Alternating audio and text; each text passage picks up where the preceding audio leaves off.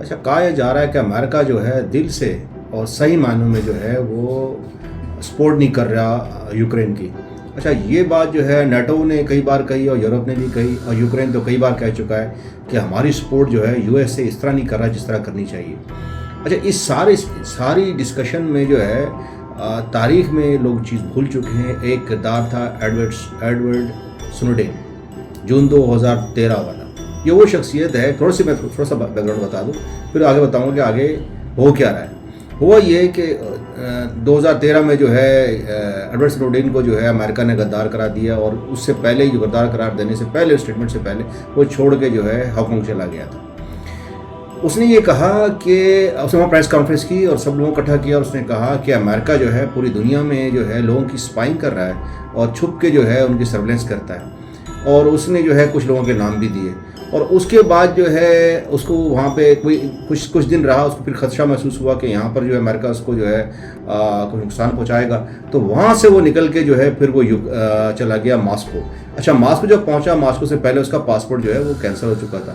بہرحال کچھ ہفتوں بعد جو ہے ماسکو نے اس کو جو ہے وہاں ایزائلم دے دی، اس کو پناہ دے دی اور وہاں کا ممبر بن گیا. لیکن اصل کہانی تب شروع ہوئی کہ جب جو ہے امریکہ نے بہت زور دیا کہ ہمارے حوالے کیا جائے. جب اس کو رشیا نے فورسز نے، اس کو انٹیلیجنس ایجنسیز نے جو ہے پورا اس سے ساری معلومات دی، تو وہاں پر خالی اس نے یہ نہیں کہا کہ اسائلم وہ جو ہے لوگوں کی جو ہے وہ سرویلنس کرتا ہے.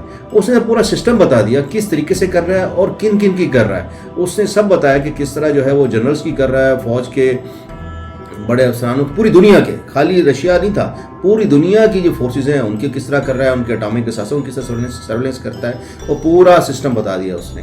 اچھا، ہوا کیا، اس نے پھر امریکہ کے راز بھی دے دیے کہ کس کی جگہ سرویلنس جو ہے، کیونکہ امریکہ تو اپنے لوگوں کے نہیں کرتا سرویلنس. اس نے بتایا کہ ان لوگوں کی سرویلنس ہونی چاہیے. وہ سسٹم رشیا نے جو اڈاپٹ کیا اور وہ مشینری بھی منگائی، بنا لی، اور وہ سسٹم جو ہے اب جو ہے وہ چائنا کے پاس بھی چلا گیا اور وہ سسٹم چلا گیا رشیا کے پاس بھی. اب امریکہ کے جو سیکرٹ انفارمیشنز ہیں بہت ساری وہ رشیا کے پاس موجود ہیں. ایڈورڈ سنوڈین نے سارا یہ کام کیا. اب وہ جو ہے رشیا جو ہے اس کو پھر وہاں سے جا کے پکڑتا ہے ساری انفارمیشن کے ذریعے کہ اس سے پھر امریکہ کی انفارمیشن جو ہے وہ سیکورٹی لیک ہوتی ہے. تو امریکہ بھی جو ہے نا رشیا سے اس وقت وہ جو ہے ڈرا ہوا ہے. وہ فل جو ہے اس کی ہیلپ جو ہے یوکرین کے نہیں کر پا رہا، کیونکہ ساری سرویلنس اور بہت سا سسٹم ابھی جو ہے وہ رشیا کے پاس ہے اور چائنا کے پاس ہے. اور ایڈورڈ سنوڈین جو ہے اس نے بہت بڑا کردار ادا کیا اس جنگ کے اندر بھی.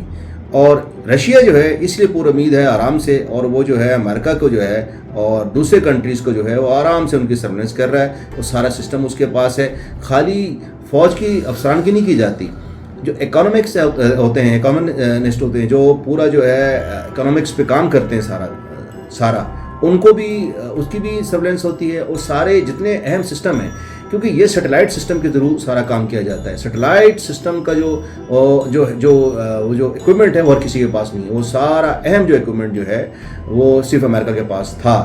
اب کیونکہ ایڈورڈ سنوڈین نے ساری چیزیں ان کے بتائی کس طرح آپریٹ اور سارا طریقہ انہوں نے بتایا، تو وہ سارا طریقہ اب جو ہے ساری انفارمیشن جو ہے وہ اب چائنا کے پاس بھی ہے اور وہ سسٹم جو ہے وہ رشیا کے پاس بھی ہے.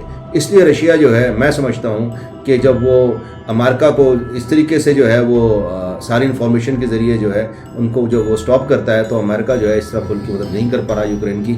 اور لوگ اس کو ایڈورڈ سنوڈین کو تو بلا چکے ہیں، لیکن جن کی نظر ہے اس جنگ کے اوپر اور سمجھتے ہیں کہ اس جنگ کے ذریعے پوری دنیا کا نقشہ جو چینج ہونے والا ہے، وہ بالکل سمجھتے ہیں کہ ایڈورڈ سنوڈین جو ہے ایک بہت بڑا کردار ہے اس جنگ کا. تو اس لیے امریکہ جو میں سمجھتا ہوں کہ وہ اسی طرح ہیلپ نہیں کر پا رہا یوکرین کی جس طرح کرنی چاہیے.